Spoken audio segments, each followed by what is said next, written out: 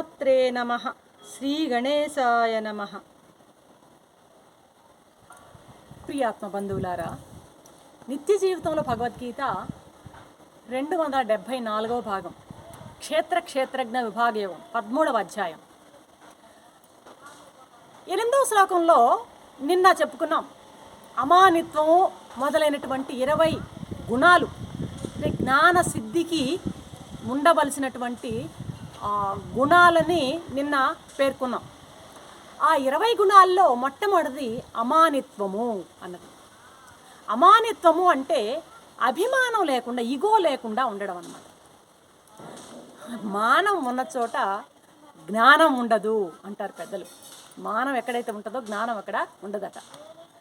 అందరూ తన్నే గౌరవించాలి అన్నది అభిమాని యొక్క లక్షణం. మానం అంటే ఏంటంటే ప్రతి ఒక్కరూ తనని గౌరవించాలి, అందరి దృష్టిలోనూ నేనే ఉండాలి, నన్ను అందరూ గౌరవించాలి అన్నటువంటి భావం ఏదైతే ఉందో అది అభిమానం. అయితే గౌరవాన్ని నిజంగా పొందాలంటే గౌరవానికి భగవంతుడు ఒక్కడే అర్హుడు. ఆయనకి ఇవ్వాలి గౌరవం. అమాని మానదో మాన్య అని ఆ విష్ణు సహస్రనామాల్లో కూడా భగవంతుడికి ఒక పేరుంది, చూసారా? భగవంతుడు ఒక్కడే గౌరవానికి అర్హుడు. గౌరవాన్ని ఇవ్వడానికి కానీ పుచ్చుకోవడానికి కానీ మానవ మాత్రులు మనం ఎంతటి వాళ్ళం? మానవులమైనటువంటి మనకు ఒక రకమైన అభిమానాలు కావు. మనకి దేహాభిమానము, కులాభిమానము, ధనాభిమానము, పండితుడు అనేటువంటి అభిమానము, ఉపన్యాసకుడు అనేటువంటి అభిమానము, జ్ఞానిని, తపస్విని, భక్తుడిని, ఇలా ఒకటేమిటి తండోపతండాలు మనకున్నటువంటి మానాలన్నమాట. తాను ఎంతటి గొప్పవాడైనా సరే విర్రవీగకుండా ఉండడమే అమానిత్వం. తానెంత ఉన్నత గుణాలను కలిగి ఉన్నా, ఎంతటి ఉన్నత గుణాలు కలిగి ఉన్నా సరే పొగడ్తలకు సహింపలేని స్వభావం ఉంటుందే, అదే అమానిత్వం. Simple living and high thinking అని ఆంగ్లంలో ఒక సామెత ఉండనే జీవితం సామాన్యంగాను, భావం ఉదాత్తంగాను, ఎయిమ్ హై అన్నటువంటి విషయాన్నే మహాత్ములు ఎప్పుడూ కూడాను ప్రతిపాదిస్తూ ఉంటారన్నమాట. చూడండి, నీరు ప్రాణాన్ని కాపాడే వస్తువు, ప్రాణాధారం. అయినా నీరు ఎంత మెత్తగా ఉంటుంది, నీళ్లకు ఏ రంగు ఉండదు, ఏ రంగులో కలిపితే ఆ రంగు వస్తుంది ఆ నీళ్ళకి. ఎంత అభిమాన శూన్యమో గమనించాలి. ఇటువంటి ప్రవృత్తి అమానిత్వం. మన ప్రవృత్తి దీనికి సాక్షాత్తు విరుద్ధంగా ఉంటుందన్నమాట. మనలో గోరంత మంచి ఉంటే కొండంతలుగా మనం చెప్పుకుంటుంటాం.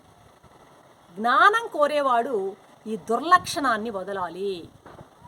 నీలో ఏ కొంచెం మంచి ఉన్నా గుప్తంగా పదిలిపరచి కాపాడుకోవాలి. కాలక్రమంలో అది నిన్ను కాపాడుతుంది అంటారు మహానుభావులు. భూమిలో మట్టి కింద గుప్తంగా దాగి ఉన్నటువంటి విత్తనం అనంత ఫలితాన్ని ఇవ్వగలుగుతుంది. అదే భూమి పైన బటాబయలుగా పడి ఉన్న విత్తనానికి అసలు ఏవి అటువంటి అవకాశమే ఉండదు. అభిమానం వీడి నమ్రత కలిగి ఉన్నప్పుడే జ్ఞానం వస్తుంది. ఇకపోతే రెండవ గుణం అదంభిత్వం. అదంభిత్వం అంటే దంభం లేకుండా ఉండడం. దంభము అంటే నటన లేకుండా ఉండడం. ఇది ఒక పెద్ద సుగుణం.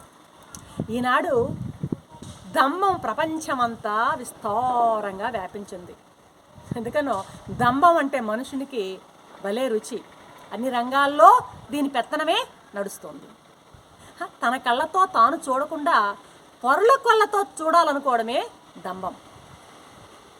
భక్తుడు కాకున్నా భక్తుడిని అనిపించుకోవాలి, పండితుడు కాకున్నా పండితుడిని కాలా కనపడాలి. ఇదంతా దంభుని యొక్క లక్షణాలు. రాజకీయ నాయకులు, సంఘ సేవకులు, ధార్మిక ప్రచారకులు, పండితులు, పామరులు, సాధువులు, సత్పురు, సన్యాసులు అందరూ కూడాను వారి వారి స్థాయిల్లో ఈ దంభ దేవతకి పూజారుల్లాగానే ఉన్నారు. ఈ దంభం ఒక పెద్ద లోక వాసన. దంభం ఒక్కటి పోతే లోకానికి సగం రోగాలు పోయినట్టే. ఎందుకంటే దంభం అనేది అసురీ సంపదకు సేనాని, అగ్రనాయకుడు, కలిపురుషుడికి ముఖ్యమంత్రి. కాబట్టి దంభం అనేది పోతే అన్ని దుర్గుణాలు పోతాయి. అదంభిత్వం అంటే కించిత్తు దోషం మనలో ఉన్నా సరే దాన్ని అందరి ముందు నిర్భయంగా అది ఒప్పుకోవడం అదంబత్వం. అలా చేసినప్పుడు సమాజం మామూలుగానే క్షమిస్తుంది, భగవంతుడు క్షమిస్తాడు, మనకి సర్వతోముఖ వికాసం మనకి లభిస్తుంది. గాంధీ గారు చూడండి, తన ఆత్మకథలో చిన్నప్పటి నుండి ఆయన చేసినటువంటి పొరపాట్లు, తండ్రి జోబిలో డబ్బులు దొంగతనం చేయడము, పొగ తాగడం, ఇవన్నీ కూడాను నిర్భయంగా ఆత్మకథలో రాసుకోగలిగారు. ఇది అదంబత్వానికి ఉదాహరణ. మనలో ఎన్ని దోషాలున్న దిగమింకొని ఏమీ ఎరగనట్లు ఉంటున్నామే, అది చాలా తప్పు అన్నది స్వామి ఇక్కడ మనకి చెప్తున్నటువంటి విషయం. వ్యాస మహర్షిని చూడండి, తన జన్మ వృత్తాంతము, పరాశర మహర్షి సత్యవతితో తన జన్మ వృత్తాంతం అంతా కూడా మహాభారతం తనకు తానే ఆయన ప్రకటించుకున్నారన్నమాట. అందుకే ఆయన వ్యాసో నారాయణో హరిహి, స్వయంగా నారాయణుడిగా పేర్కొనబడ్డాడు. తన మంచిని గోప్యపరుచుకోవడం అమానిత్వం అయితే, తన చెడ్డను బహిర్గతం చేయడం అదంబిత్వము.